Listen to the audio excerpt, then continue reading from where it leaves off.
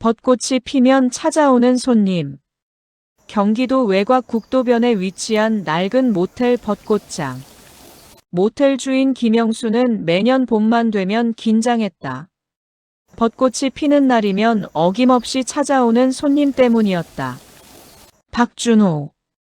그는 20년 동안 단 하루도 빠짐없이 같은 날, 같은 시간에 모텔을 찾았다. 그리고 반드시 302호만 예약했다. 어느 날 새벽 2시 12분.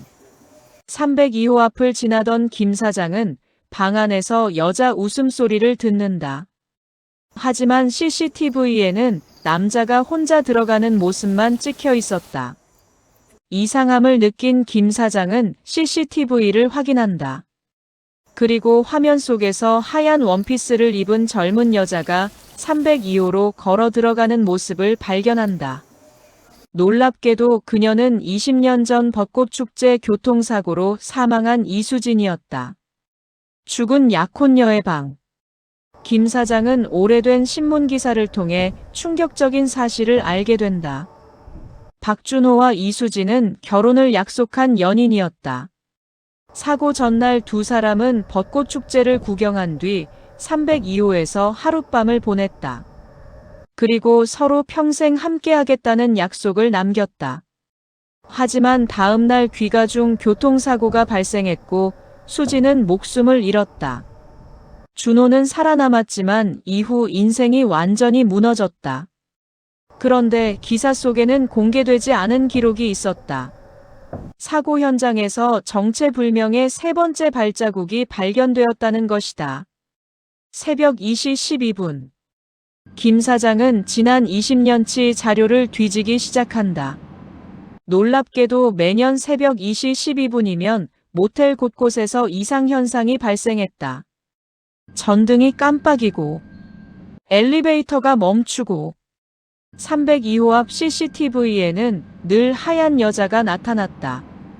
하지만 이번에는 다른 존재도 함께 찍혀 있었다. 수진의 뒤를 따라오는 검은 그림자.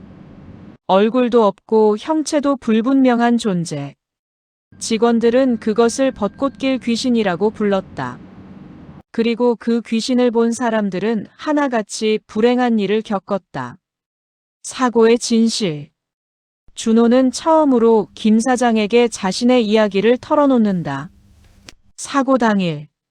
수진과 함께 차를 타고 돌아오던 길. 갑자기 도로 한가운데 검은 옷을 입은 남자가 나타났다.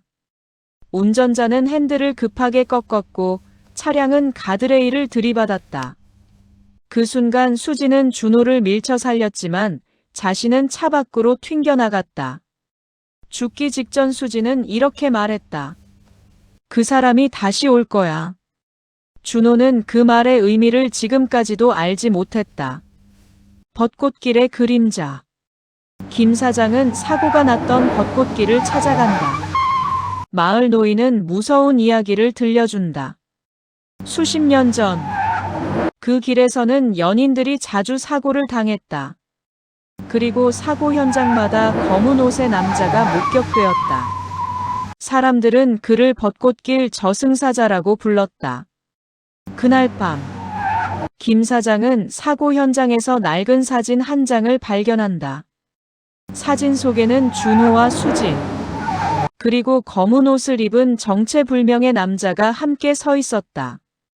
하지만 준호는 그 남자를 기억하지 못했다. 302호의 초대. 그해 봄. 준호는 평소보다 일찍 모텔에 도착한다.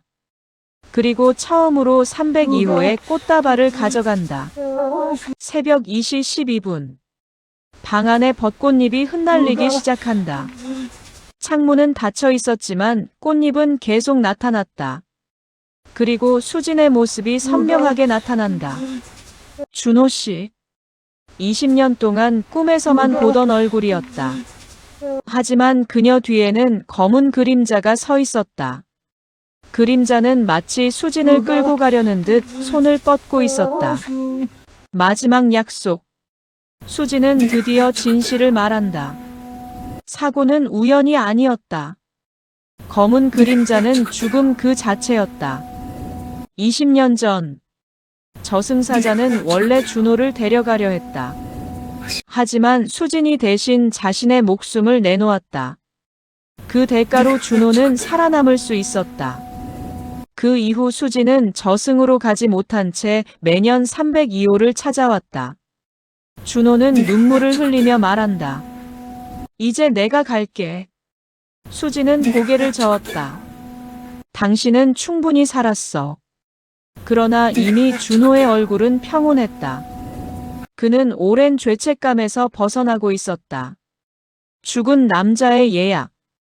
다음 날 네가 아침 기다린 그 시간 302호 문은 안에서 잠겨 있었다. 직원들이 네가 문을 기다린 열었을 그 때 시간 준호는 침대 내가 이제야 위에서 눈을 왔어. 감고 있었다. 네가 마치 잠든 사람처럼 평온한 표정이었다. 손에는 네가 20년 기다린 전 그 수진과 시간 함께 찍은 내가 벚꽃 이제야 사진이 왔어. 들려 있었다. 네가 장례식이 끝나고 1년이 흘렀다. 벚꽃이 네가 다시 기다린 피었다. 그 시간 김 사장은 예약 장부를 확인하다 손을 떨었다. 예약자 네가 이름 기다린 그 시간 박준호. 체크인 네가 시간 기다린 그 시간 오후 7시 12분. 네가 302호. 기다린 그 시간 놀란 김 사장은 급히 방으로 달려갔다. 하지만 네가 방 안에는 기다린 그 아무도 시간 없었다. 내가 이제 창가 테이블 위에 벚꽃 2송이만 나란히 놓여 있었다. 그리고 네가 거울에는 기다린 그 누군가 시간 손가락으로 내가 적어놓은 이제야 글씨가 왔어. 남아 있었다. 네 이제 함께 갑니다. 그 네가 순간 창문이 기다린 그 저절로 시간 열렸다. 내가 이제 벚꽃잎이 방 안으로 날아들었다. 꽃잎 네가 사이로 기다린 젊은 그 남자와 시간 여자가 손을 내가 이제야 잡고 걸어가는 왔어. 모습이 잠시 네가 보였다. 기다린 그 시간 20년 전 모습 그대로였다. 둘은 네가 미소를 기다린 지으며 그 시간 벚꽃길 저편으로 내가 이제야 사라졌다. 왔어. 그리고 그날 이후 네가 302호에서는 기다린 더 그 이상 시간 이상한 일이 내가 일어나지 이제야 않았다. 왔어. 다만 벚꽃이 피는 밤이면 가끔 복도 끝에서 행복한 연인의 웃음소리가 들린다는 소문만 남게 되었다. 안녕하세요. 중국 조심하세요. 가짜 경찰 조심하세요. 좋아요, 구독 알림 주세요.